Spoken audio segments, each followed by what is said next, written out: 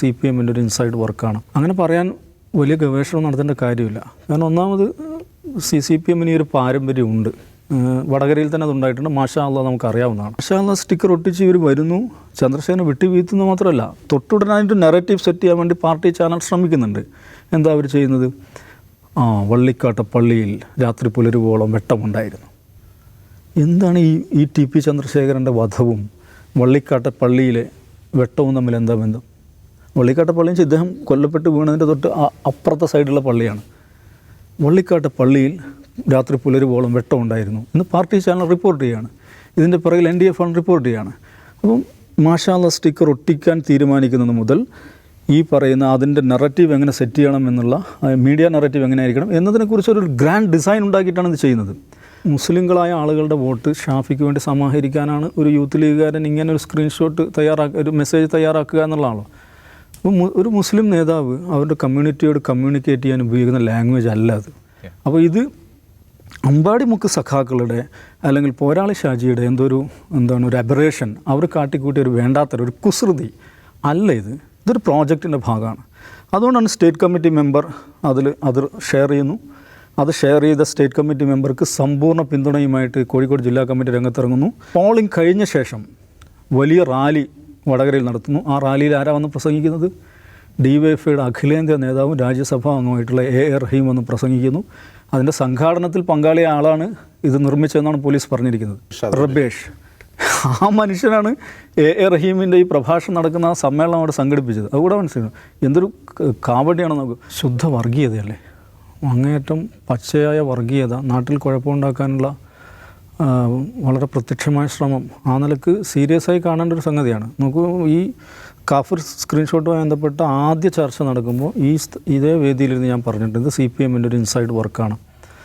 അങ്ങനെ പറയാൻ വലിയ ഗവേഷണം നടത്തേണ്ട കാര്യമില്ല. കാരണം ഒന്നാമത് CPMന് ഈ ഒരു പാരമ്പര്യമുണ്ട്. വടകരയിൽ തന്നെ അതുണ്ടായിട്ടുണ്ട്. മാഷാ അല്ലാഹ് നമുക്കറിയാവുന്നതാണ്. അപ്പോൾ പിന്നെ മുസ്ലിം കമ്മ്യൂണിറ്റി, മുസ്ലിങ്ങളായ ആളുകളുടെ വോട്ട് ഷാഫിക്ക് വേണ്ടി സമാഹരിക്കാനാണ് ഒരു യൂത്ത് ലീഗുകാരൻ ഇങ്ങനെ ഒരു സ്ക്രീൻഷോട്ട് ഒരു മെസ്സേജ് തയ്യാറാക്കുക എന്നുള്ളതാണല്ലോ. അപ്പോൾ ഒരു മുസ്ലിം നേതാവ് അവരുടെ കമ്മ്യൂണിറ്റിയോട് കമ്മ്യൂണിക്കേറ്റ് ചെയ്യാൻ ഉപയോഗിക്കുന്ന ലാംഗ്വേജ് അല്ല അത്. അത് വളരെ പ്രധാനപ്പെട്ട ഒരു കാര്യമാണല്ലോ. ഇതെന്തുകൊണ്ടാണ് CPM ഇത് ചെയ്യുന്നതെന്ന് ചോദിച്ചാൽ, ഇപ്പോൾ നമുക്ക് ഇപ്പോൾ കോൺഗ്രസ് CPM ഭരിക്കുന്ന ആഭ്യന്തര വകുപ്പിൻ്റെ കീഴിലുള്ള പോലീസ് ഈ റിപ്പോർട്ട് കൊടുക്കുകയാണ് കോടതിയിൽ. ഔദ്യോഗികമായ റിപ്പോർട്ടാണ്. ആ റിപ്പോർട്ട് കൊടുക്കുന്നതിലേക്ക് പോലീസ് എത്തി എങ്ങനെയാണ്? എന്തെങ്കിലും ഒരു പൊളിറ്റിക്കൽ ഡെസിഷൻ്റെ ഭാഗമായിട്ട് അല്ലെങ്കിൽ ആഭ്യന്തര വകുപ്പിൻ്റെ നിർദ്ദേശത്തിൻ്റെ പുറത്തല്ല. ഇതിലെ ഇരകളാക്കപ്പെട്ട മനുഷ്യൻ കോടതിയിൽ കയറിയിറങ്ങി ഹൈക്കോടതി നിർദ്ദേശപ്രകാരമാണ് ഇത് നടക്കുന്നത്. അപ്പോൾ അവർ കണ്ടെത്തിയിരിക്കുകയാണ്, ഇതാദ്യം റെഡ് ബറ്റാലിയൻ എന്ന് പറയുന്ന ഒരു വാട്സപ്പ് ഗ്രൂപ്പിൽ വരുന്നു. ദെൻ സമാനമായ പേരുള്ള മറ്റൊരു വാട്സപ്പ് ഗ്രൂപ്പിൽ റെഡ് എൻകൗണ്ടർ, ദെൻ പോരാളി ഷാജി, ഇങ്ങനെ വന്ന് അമ്പാടിമുക്ക് സഖാക്കൾ പോരാളി ഷാജിയിൽ വന്ന് അതേ ദിവസം തന്നെ വിത്തിൻ മിനിറ്റ്സ് CPMൻ്റെ സ്റ്റേറ്റ് കമ്മിറ്റി മെമ്പറായിട്ടുള്ള KK ലതിക അവരുടെ ഫേസ്ബുക്കിൽ പോസ്റ്റ് ചെയ്യാണ്. അങ്ങനെയാണ് ഇത് വിവാദമാവുന്നത്. അപ്പോൾ അത് വെച്ചിട്ട് മുസ്ലിമിന് വേണ്ടി വോട്ട് ചോദിക്കുകയാണ്. ദീനിയായ 5 നേരം നമസ്കരിക്കുന്ന ഷാഫിക്ക് വോട്ട് ചെയ്യാനാണ് അവന്മാർ ആഹ്വാനം ചെയ്യുന്നത്. അതുകൊണ്ട് നമ്മളുടെ വോട്ട് ഇങ്ങനെ സമാഹരിക്കണം എന്ന സന്ദേശം കൊടുക്കാൻ വേണ്ടി. അതുകൊണ്ടാണ് അത് അത്രയും വലിയൊരു വിഷയമായിട്ട് കത്തിപ്പടർന്ന് നമ്മൾ മനസ്സിലാക്കണം. ഇത് ചില്ലറ കാര്യമല്ല. ഇത് അങ്ങേയറ്റം ഗുരുതരമായിട്ടുള്ള ഒരു നിയമവിരുദ്ധ പ്രവർത്തനമാണ് ചെയ്തിരിക്കുന്നത്. എന്തുകൊണ്ടാണ് CPM ഇങ്ങനെ ചെയ്യുന്നതെന്ന് ചോദിച്ചാൽ, ഒന്നാമത് CPM ഒരു വർഗീയ പാർട്ടിയല്ല. CPM അടിസ്ഥാനപരമായി മതേതര നിലപാടുള്ളൊരു പാർട്ടിയാണ്. പക്ഷേ ഈ കാര്യം ചെയ്യുന്നതിൽ 1-2 ഘടകങ്ങൾ വേറെയുണ്ട്. അതിൽ ഒന്നാമത്തെ ഘടകം ഞാൻ നേരത്തെ പറഞ്ഞ മുസ്ലിങ്ങളെക്കുറിച്ചുള്ള CPM നേതാക്കളുടെ ധാരണ എന്താണ് എന്നുള്ളതാണ്. അപ്പോൾ 5 നേരം നമസ്കരിക്കുന്ന ദീനിയായ ഷാഫി, മറ്റേത് കാഫറായ ശൈലജ ടീച്ചർ. അപ്പം അങ്ങനെ മുസ്ലിങ്ങൾ അങ്ങനെ ചിന്തിക്കുകയും അങ്ങനെ വോട്ട് ചെയ്യുകയും ചെയ്യുന്നവരാണ്. ഇതൊരു പ്രിമിറ്റീവ് കമ്മ്യൂണിറ്റിയാണ്. ജനാധിപത്യ ധാരണയില്ലാത്ത, രാഷ്ട്രീയ ധാരണയില്ലാത്ത, 5 നേരം നിസ്കരിക്കുന്ന ദീനിയായ ഒരുത്തൻ ഇപ്പുറത്തും കാഫിറായ ഒരാൾ അപ്പുറത്തും നിൽക്കുമ്പോൾ 5 നേരം നിസ്കരിക്കുന്ന ദീനിയായ ഒരാൾക്ക് വോട്ട് ചെയ്യാൻ ആഹ്വാനം ചെയ്യുന്ന നേതാക്കളും അങ്ങനെ ആഹ്വാനം ചെയ്താൽ അതനുസരിക്കുന്ന അനുയായികളും ഉള്ള ഒരു ജനതയാണ്, ഒരു സമൂഹമാണ്, ഒരു പ്രിമിറ്റീവ് കമ്മ്യൂണിറ്റിയാണ് ഈ മുസ്ലിങ്ങൾ എന്ന് പറയുന്ന വർഗം എന്ന് അകമേ വിചാരിക്കുന്ന ആ വിചാരം ഇൻറ്റേർണലൈസ് ചെയ്ത നേതൃവൃന്ദത്താൽ സമ്പന്നമാണ് ഈ പറയുന്ന CPIM എന്ന് പറയുന്നത്. അതുകൊണ്ടാണ് മലപ്പുറം ഉപതെരഞ്ഞെടുപ്പിൽ മുസ്ലിം ലീഗ് ജയിക്കുമ്പോൾ കടകംപള്ളി സുരേന്ദ്രൻ എന്ന് പറയുന്ന സ്റ്റേറ്റ് കമ്മിറ്റി മെമ്പർ എന്താ പറയുന്നത്? വർഗീയ ഉള്ളടക്കമാണ്. ഈ LDFൻ്റെ കൺവീനറായിരുന്നു ഇപ്പോൾ പോളിറ്റ് ബ്യൂറോ മെമ്പറായിട്ടുള്ള വിജയരാഘവൻ നടത്തിയിട്ടുള്ള പരശതം പ്രസ്താവനകൾ അതെടുത്ത് അതിൻ്റെ അടിസ്ഥാന സൈക്കോളജി എന്താണ്? മുസ്ലിങ്ങളെന്ന് പറയുന്നത് ഒരു പ്രിമിറ്റീവ് കമ്മ്യൂണിറ്റിയാണ്, ഒരു പ്രാകൃത ജനതയാണ്. പ്രാകൃതമായ കമ്മ്യൂണിക്കേഷനെ അതിനകത്ത് നടക്കത്തുള്ളൂ. ആധുനികവും ജനാധിപത്യപരവുമായ സംവേദനങ്ങൾ നടക്കാത്ത, അങ്ങനെ നടത്താൻ സാധിക്കാത്ത ഒരു പ്രിമിറ്റീവ് കമ്മ്യൂണിറ്റിയാണ് ഇത്. അതുകൊണ്ടാണ് തട്ടം തെറിപ്പിച്ച സ്ത്രീകളെ ഞങ്ങൾ ഉണ്ടാക്കിയെന്ന് പറയുന്നത്. അപ്പോൾ അതാണ് ഈ മുസ്ലിങ്ങളിലെ സ്ത്രീകൾ വസ്ത്രം ധരിക്കുന്നത് പോലും ആരോ ഇമ്പോസ് ചെയ്യുന്നത് കൊണ്ടാണ് എന്ന് വിചാരിക്കുന്ന നേതാക്കളാണ്. അതുകൊണ്ടാണ് ഇങ്ങനൊരു മെസ്സേജ് ഉണ്ടാക്കി കളയാം, ആ മെസ്സേജ് നമുക്ക് ഷെയർ ചെയ്യാം എന്നൊരു സ്റ്റേറ്റ് കമ്മിറ്റി മെമ്പർ തീരുമാനിക്കുന്നു. നോക്കൂ, ആ സ്റ്റേറ്റ് കമ്മിറ്റി മെമ്പറുടെ ഈ നിലപാടിനെതിരെ പ്രതിഷേധം വന്നപ്പോൾ CPMൻ്റെ ജില്ലാ സെക്രട്ടേറിയറ്റ് അച്ചടിച്ചിറക്കിയ പ്രസ്താവനയുണ്ട്. ഈ ലതികയ്ക്ക് KK ലതികയ്ക്ക് സമ്പൂർണ്ണ പിന്തുണ പ്രഖ്യാപിക്കുകയാണ് ചെയ്യുന്നത്. അപ്പോൾ ഇത് അമ്പാടിമുക്ക് സഖാക്കളുടെ അല്ലെങ്കിൽ പോരാളി ഷാജിയുടെ ഒരു അബറേഷൻ, അവർ കാട്ടിക്കൂട്ടിയ ഒരു വേണ്ടാത്തൊരു കുസൃതി അല്ല ഇതൊരു പ്രോജക്റ്റിൻ്റെ ഭാഗമാണ്. അതുകൊണ്ടാണ് സ്റ്റേറ്റ് കമ്മിറ്റി മെമ്പർ അത് ഷെയർ ചെയ്യുന്നു. അത് ഷെയർ ചെയ്ത സ്റ്റേറ്റ് കമ്മിറ്റി മെമ്പർക്ക് സമ്പൂർണ്ണ പിന്തുണയുമായിട്ട് കോഴിക്കോട് ജില്ലാ കമ്മിറ്റി രംഗത്തിറങ്ങുന്നു. പോളിംഗ് കഴിഞ്ഞ ശേഷം വലിയ റാലി വടകരയിൽ നടത്തുന്നു. ആ റാലിയിൽ ആരാ വന്ന് പ്രസംഗിക്കുന്നത്?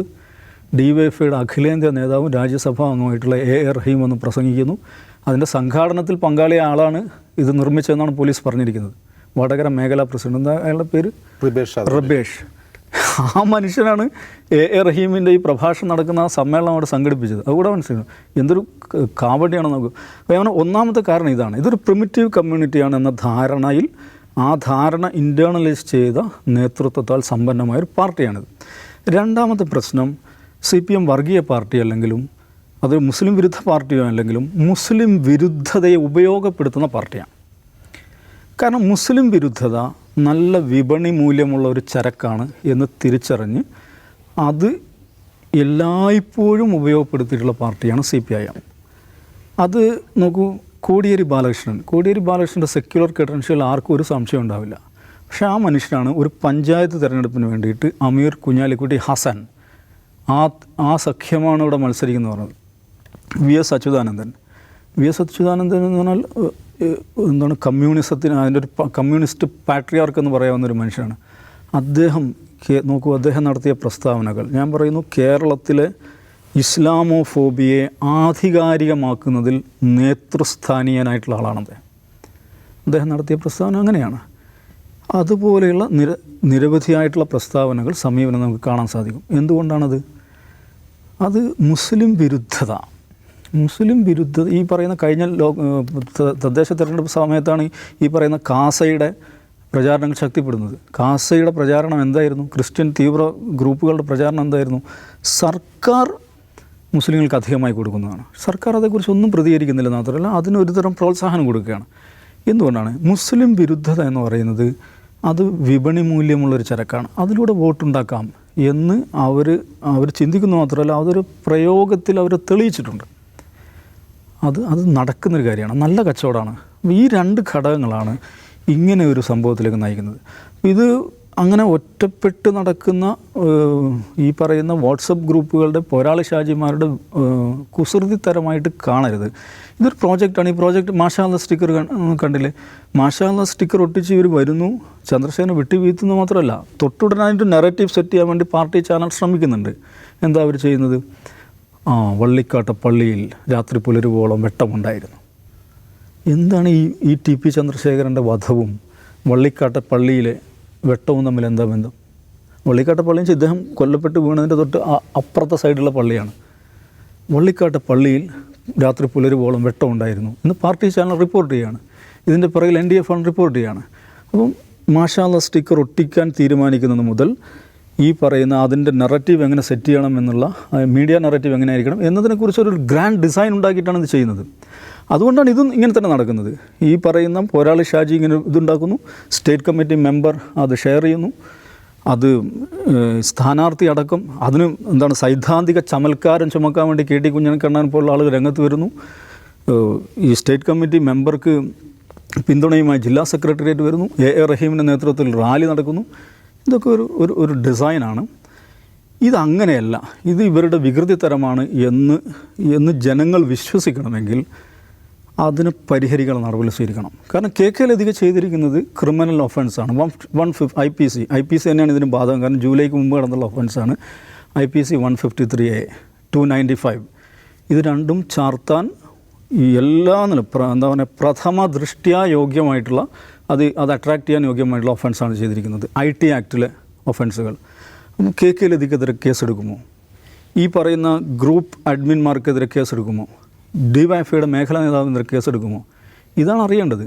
അത് CPM ചെയ്യാത്തിടത്തോളം കാലം ഇത് മറ്റവന്മാരുടെ ഇതാണ്, പാർട്ടിയുടെ പേരുപയോഗിച്ച് ചിലർ കാട്ടിക്കൂടുന്നതാണെന്ന് പറഞ്ഞാൽ ജനങ്ങൾ വിശ്വസിക്കില്ലെന്ന് മാത്രമല്ല കാപഢ്യമാണ് ഈ പാർട്ടി വെച്ച് പുലർത്തുന്നത് എന്ന് മാത്രമേ ജനങ്ങൾ വിചാരിക്കുള്ളൂ. ഒരു കാര്യം കൂടെ ഞാൻ പറയാണ്, ഇത് CPM വിചാരിക്കുന്നിടത്ത് നിൽക്കുകയേയില്ല. മലബാറിലെങ്കിലും അറ്റ്ലീസ്റ്റ് മലബാറിലെങ്കിലും എന്താ പറയുക ആജീവാനന്ദം CPMനെ വേട്ടയാടുന്ന അതിഗുരുതരമായിട്ടുള്ള പ്രശ്നമായിട്ട് ഇത് നിലനിൽക്കും, വളരും.